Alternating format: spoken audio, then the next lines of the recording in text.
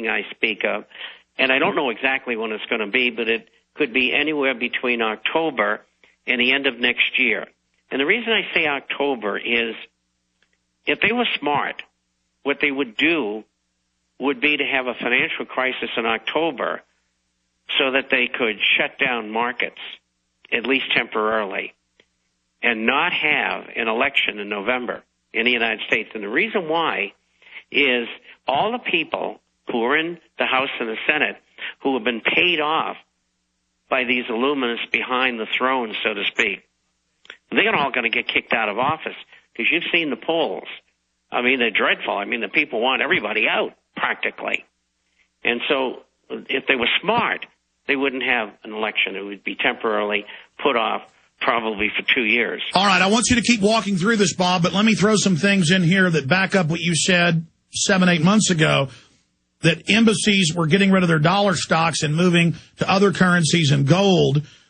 We see that being set up. Citibank, over the weekend, and it was confirmed on Monday, we went to Citibank's website, the feds told them to get ready to hold funds for 7 days so they can then devalue and hold your money throughout that period. And now all the other big banks are announcing that the same thing is being prepared. And suddenly Von Rompuy, Brown, and all these key globalists, and of all of them, the real leader of the New World Order right now is Gordon Brown, because England's the kingpin in this, for those that don't know. He said last Friday in a speech, the New World Order is here, global government is here, we're going to have a global constitution by the banks, we're taking over the planet. We played that on Monday. So they clearly, again, bring in the crises, offer the next big solution. And I agree with you, they're certainly looking at doing this. I want to walk through how you think they will do it, but first, is there any way to stop them? And your comments on why they're crowing about this.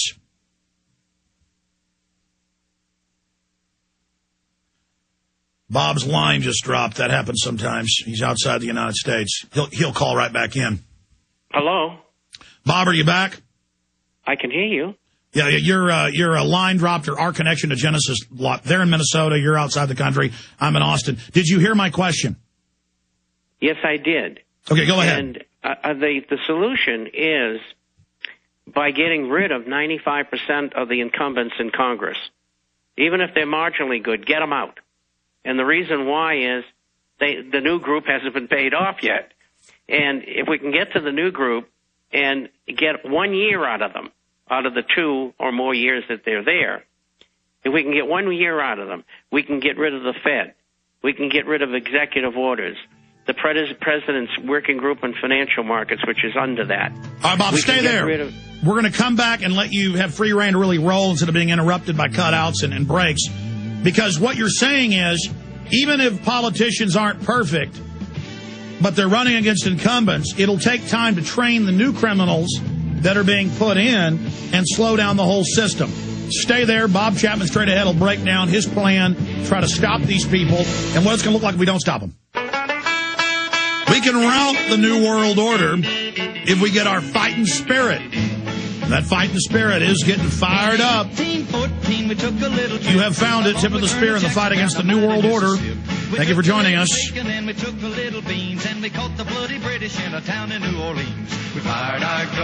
Let's go ahead and go back to Bob Chapman. Okay, Bob, recap. Go back to what you were saying. Run through ways to stop these people, and if we don't stop them, what they're planning to do. Go ahead. And I thought your comment was very, very good, and that is the criminal training school.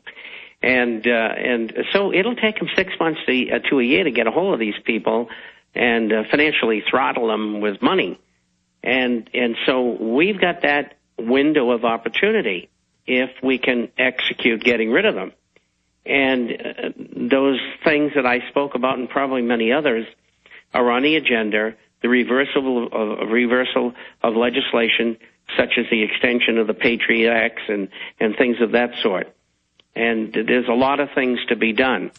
But that's why I said if the Illuminists were smart, they would pull this business of tipping over these 16 countries into bankruptcy in October. But they won't do that because I don't think it fits into their timetable, although they fully realize what we have been able to accomplish through talk radio and in the Internet in informing the people, and that's why they really want to do that, is get rid of the people in Congress, because they know they're not responding to their wishes at all.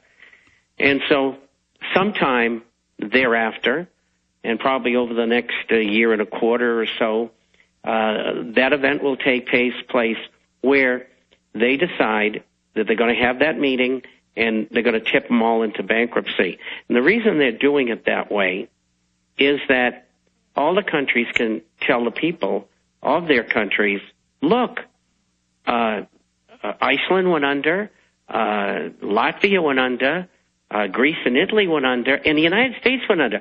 So don't look at us like we're different.